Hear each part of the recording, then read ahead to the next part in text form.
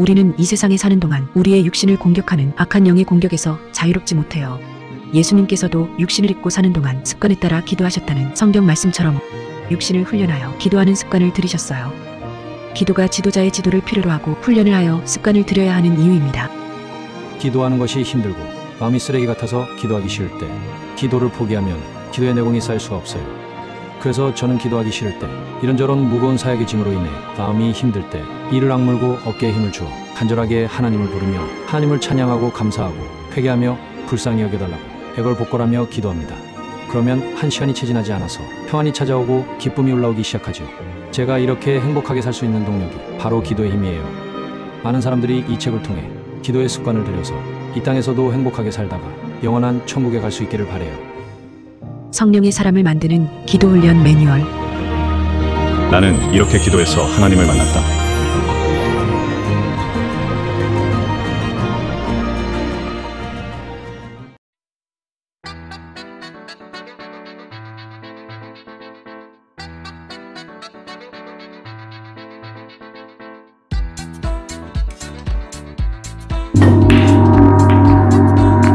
자, 갑시다.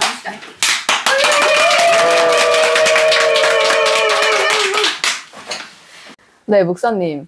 저희 한국교회 교인 수가 해마다 줄고 있어요. 진짜 안타까운 현실이 아닐 수 없는데요. 이렇게 주변에 들어보면 이 이유가 목사님들이 좀 탐욕에 눈이 멀어서 세속적이어서 교회 가기 싫어진다. 아니면 사랑이 식어져서 교회 가도 너무 팍팍하다. 이래서 떠난 분들도 있다고 생각하고 있는데, 이런 이유들 때문에 교인 수가 줄어들고 현대교회가 이렇게 쇠락해 가고 있는 게 맞나요? 물론 현대교회가 이렇게 무너지고 쇠락해진 지는 좀 오래됐죠. 예, 그렇지만 이제 코로나 사태 이후에 이제 눈에 띄게 지금 인정할 수밖에 없는 상황이 됐는데, 교회가 흥왕했을 때가 언제냐면 사실은 초대교회 때잖아요.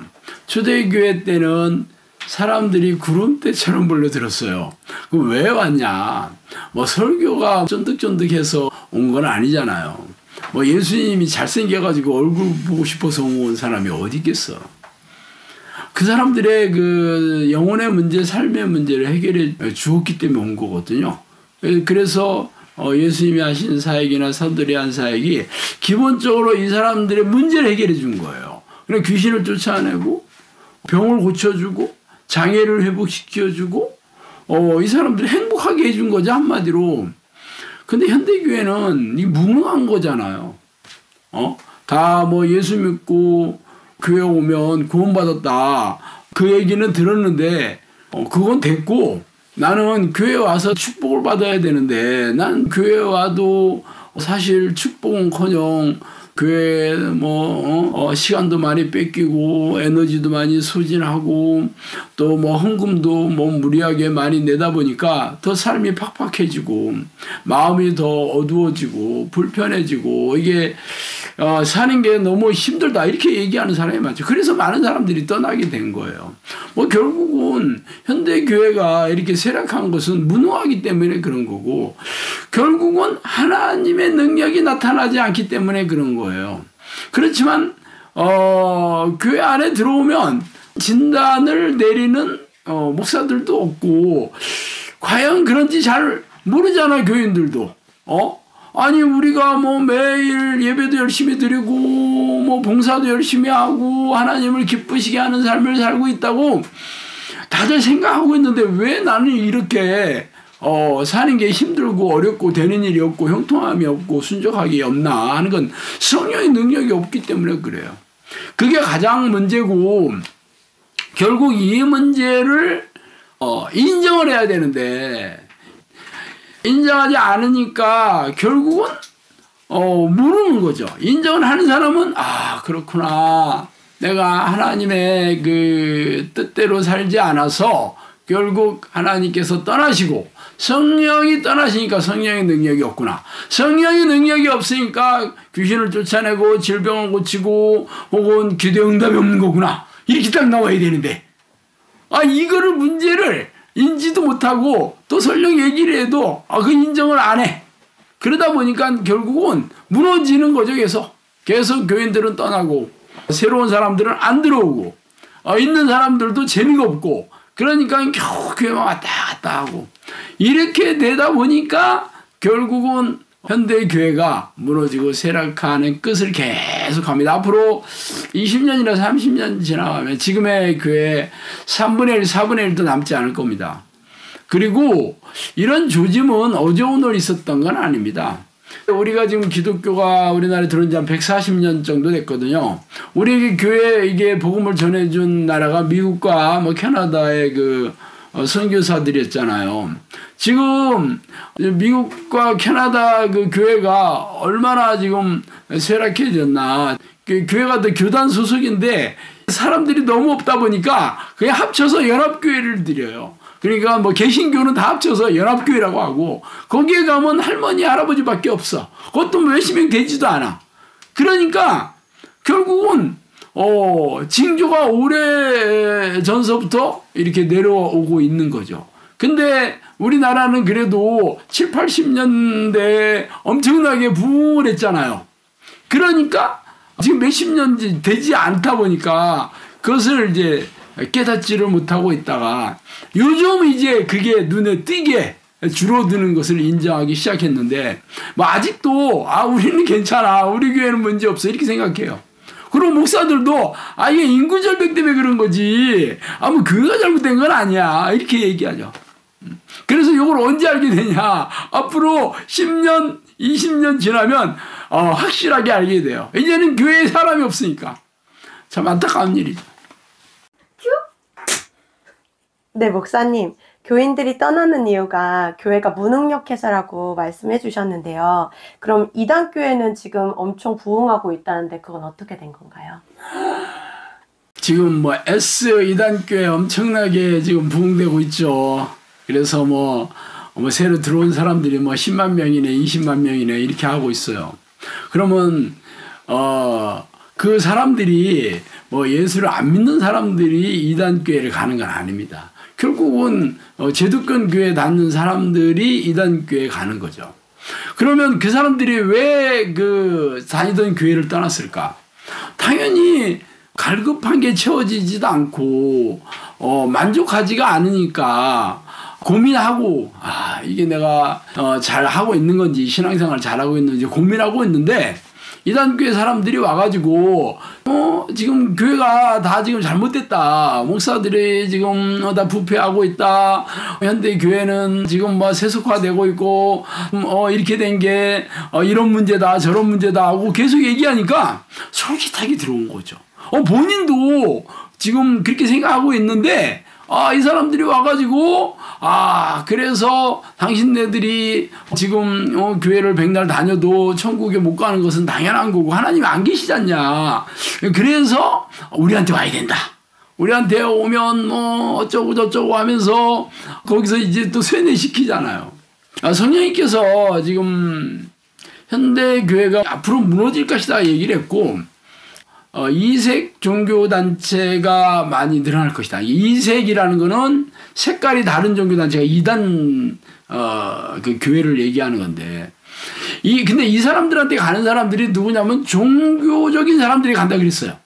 종교적인 사람들. 종교적인 사람들이라는 것은 어떤 교인들이냐면, 이 희생적인 신앙 행위를 자기 의와 자기 만족으로 삼는 사람이고, 이 사람들은 자신들의 신앙 행위를 이 땅에서 축복을 받고, 혹은 잘 먹고 잘 사는, 성공하기 위한, 이런 세상에서의 어떤 유익을 중요시하게 생각하고 그것을 추구하기 위해서 교회를 다닌 사람들이 종교적인 사람입니다. 그러다 보니까 그 현대교회에서는 하나님과 만나는 그런 영적 습관을 들이는 게 아니고 여러분들은 구원을 다 받았습니다. 그러니까 축복을 받으려면 예배 열심히 드리고 그리고 교회 봉사 열심히 하면 하나님 축복해 줄 겁니다. 이거 얼마나 많이 강조를 했어요. 그랬는데 평생 해봐도 늘 마음이 건조하고 늘 삶은 고단하고 팍팍하고 이러는 차에 이단교회 사람들이 와가지고 진단을 내리고 이런 문제가 돼서 그래 하니까 귀가 솔깃한 거죠. 그러니까 그 사람들이 전부 이단교회 이제 가면서 이단교회가 부흥된 거죠. 결국 이단교회가 뭐 성령이 거기를 축복해 주셔서 함께 있어 된 게 아니고 기존 교회에 너무 실망한 사람들이 많아서 그렇게 된 거죠. 그러니까 대통령 선거를 하다 보면 대통령이 실정을 많이 했다 그러면 다음에 정권이 바뀌어지잖아요. 당을 다른 데 찍잖아. 근데 대통령이 잘했다 그러면 결국은 다음 대통령 선거도 그 당을 찍거든요. 그런데 현대교회 기존 교회가 너무 실망스럽다 보니까 뭐 새로운 데서 우리가 진짜다, 우리가 하나님이 함께 하시다, 그래서 사람들이 엄청나게 몰려오고 있다 그러니까 귀가 솔깃해서 한 거죠. 물론 이단교회도 오래되면 민낯이 드러나게 돼 있어요. 거기도 당연히 성령이 함께 하시지 않으면 당연히 거기 가서 이제 인생 털리잖아. 지갑 털리고. 그렇지만 지금은 아직 잘 모르잖아요. 그러니까 지금은 부흥한 것 같아도 나중에 10년, 20년 지나가면 거기도 마찬가지. 그럼 또 다른 이단이 나타나거나 이제 교회는 절대 안 가 하고 세상으로 나갈 수도 있고 이렇게 되는 거죠. 결국은 현대교회에서 이렇게 하나님을 만나서 성령이 함께 하시는 기쁨과 능력이 없다 보니까 결국 이단교회에게 문을 열어주게 돼서 이단교회가 이렇게 뭐 부흥이라고 하기는 뭐하고 거기로 다 쏠려가는 그 풍선 효과죠. 그렇게 됐던 것입니다. 저는 오랜 동안 인생 실패자로 빚더미에 앉아서 마구 떠내려갔던 지난 시절이 있었어요. 교회를 열심히 다니는데도 왜 내 삶은 고단하고 팍팍한지, 성경에 선포한 수많은 하나님의 약속들, 설교 강단에서 축복의 말씀을 쏟아부었던 목회자들이 답을 해주지 않았죠. 지금은 하나님의 능력과 은혜로 세상의 어떤 교회에서도 볼 수 없는 필요를 넉넉하게 채워주시는 하나님의 도우심으로 살아가고 있어요. 인생이 불행과 고통에 휩싸여 앞으로 어떻게 살아가야 할지 모르겠다고 눈물이 앞을 가리신다면 하나님을 간절히 부르는 기도를 시작해보세요.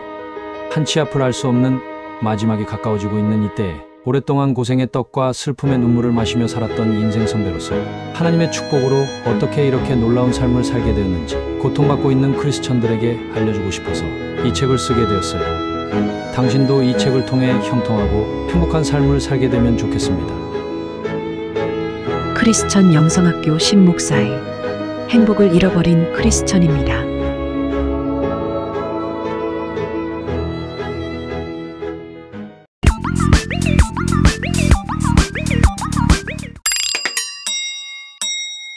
사실 목사님, 제가 예전에 가족 모임이 있었는데 저희 숙모님께서 대형교회에 다니시거든요. 근데 요즘 교회 인구가 다 줄고 있는데 본인이 다니시는 교회는 교인이 많이 늘고 있다고 좋아하시더라고요. 그래서 중소교회는 인구가 줄고 있고 사실 기독교 인구 자체가 줄고 있는데 왜 대형교회에 다니는 교인분들은 늘어나고 있을까요? 자, 그러면 대형교회로 가는 교인들은 뭐 불신자들이 전도해가지고 새로운 새신자가 생긴 건 아니고 결국은 기존의 교회를 다닌 사람들이 대형교회로 옮겨 탄 거잖아요. 그러면 왜 옮겼을까? 결국은 기존 교회에서 실망을 많이 한 거죠. 실망을 많이 하고 또 소규모 교회나 중견교회에서 주로 가장 많이 강조하는 게 헌금 아니면 전도 이런 엄청나게 강조하잖아요. 그래서 거기서 계속 지갑이 털리고 또 사람들 데려오라는데 막 아주 진저리가 나다 보니까 대형교회를 가면 누가 왔는지도 모르고 거기 뭐 교인들이 뭐 수만 명씩 되는데 뭐 누가 왔는지 어떻게 알아. 그러니까 조용하게 있다가 신앙생활을 내가 예배드리고 뭐 그냥 티 안 내고 다니겠다, 편안하게 다니겠다, 그 목적이 가장 크고, 또 하나는 말하자면 대형교회 다니면 무슨 대기업 다니는 느낌이고 조그만 교회 다니면 무슨 중소기업 다니는 느낌이에요. 그래서 너 교회 어디가 그러면 나 여기가 뭐 대형교회 어디가 다들 부러워하고 가고 싶어하고. 그렇지만 아니 뭐 어디 가든지 뭐 가는 거야 뭐 시험 봐서 들어가는 것도 아니고 무슨 재산 만화에 가는 건 아니잖아요. 그러니까 지금 다니는 교회에서 실망스럽고 여러 가지 계속 말하자면 뭐 좋은 뜻으로는 지대한 관심이고 안 좋은 뜻으로 얘기하면 너무 신상도 털리고 노동 착취를 하고 아주 피곤하게 하니까 그냥 대형교회로 옮겨 타서 조용히 신앙생활을 하겠다는 거죠. 이것은 교회 자체가 계속 탐욕스러운 목회자들과 아니면 교회가 계속 쭈그라들다 보니까 결국 교회가 공중분해되면 이 사람들이 신앙생활을 또 어디 가서는 해야 되는데 그때는 조그만 교회 안 간다는 거죠 이제.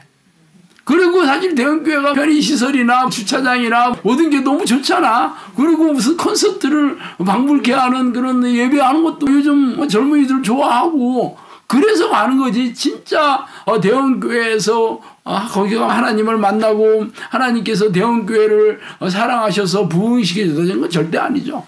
말하자면 그냥 종교주의자인데 여기 기존 교회에서도 종교적인 신앙생활을 하다가 기왕은 편하게 신앙생활을 하겠다. 그래서 대형교회를 가는 것. 참 안타까운 일이. 목사님, 그럼 저희가 이제 신앙생활을 제대로 하기 위해서 이제 뭐 이단 교회라든지 대형 교회 갈 수는 없잖아요.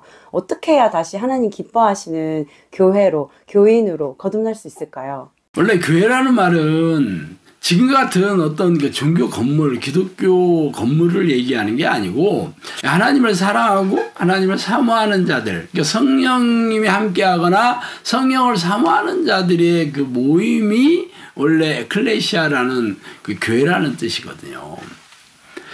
사실 성경을 썼던 당시가 초대교회인데 그때는 지금 같은 교회가 어디 있었어요. 가정교회에서 조용히 엄밀하게 모였다가 흩어졌던 소수의 사람들이 모였다가 흩어지고 그랬던 게 그 당시의 교회였거든요. 그래도 하나님이 함께 하시니까 그 교회가 핍박과 박해가 심하게 될수록 그들은 계속 부흥하지 않았습니까?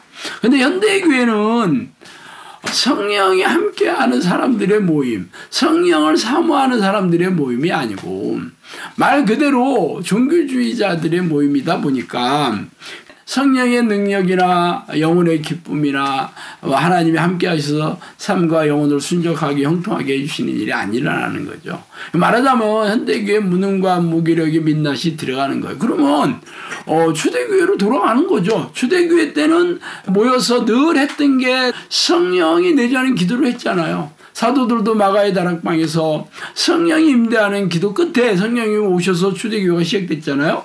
그래서 새로 기독교에 입교한 유대인들, 기독교인들에게 교제하고 늘 이 기도를 아주 끊임없이 쉬지 않고 전심으로 성령이 임재하는 하나님을 만나는 기도를 했던 거죠. 그래서 성령님께서 그 기도를 이끌어 나갔던 거죠. 그런데 현대교회는 3분짜리 영접기도 만 하면 성령님이 들어오신다는 이런 비성경적인 가르침으로 무능하고 무기력하게 된 거예요. 그래서 지금이라도 성령과 교제하는 기도와 말씀에 순종하는 삶을 습관화들여서 성령님이 찾아오셔서 동행하셔서 성령과 동행하는 삶을 산다면 초대교회처럼 하나님 함께 하신 놀라운 기적과 이적으로 성령의 능력으로 영혼과 이 생명을 다시 살리고 교회를 회복해서 다시 성령의 불길이 일어나서 부흥하는 그런 역사가 일어날 겁니다. 네.